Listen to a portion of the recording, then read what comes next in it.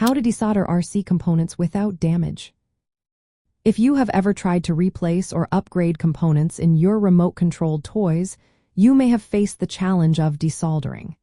It can be tricky, but with the right tools and techniques, you can do it safely and effectively.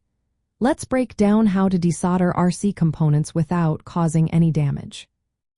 First, you need to prepare your workspace. A clean and organized area is essential. Make sure you have a soldering iron with adjustable temperature control. Setting it between 300 degrees Celsius and 350 degrees Celsius is ideal for most RC electronics. Gather a desoldering pump, which is also known as a solder sucker, solder wick, tweezers or needle nose pliers, and some flux. The flux will help the solder melt more smoothly and protect the circuit board. Next, focus on heating the solder joint properly. Place the tip of the soldering iron on the solder joint and hold it there until the solder liquefies. This usually takes a few seconds. Be careful not to apply heat for too long, as this can damage the circuit board or the component itself. Once the solder is melted, it's time to remove it.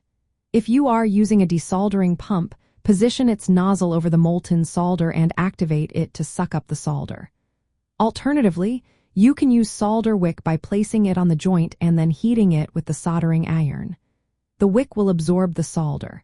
You may need to repeat this process to clear the joint completely. After the solder has been removed, gently pull the component out using tweezers or pliers.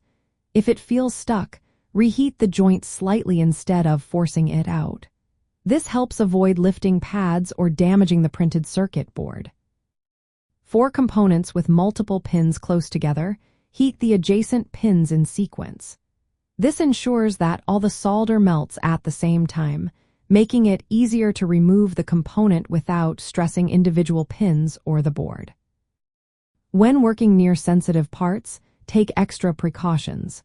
Use heat-resistant tape or foil to protect plastic parts or delicate components from heat damage.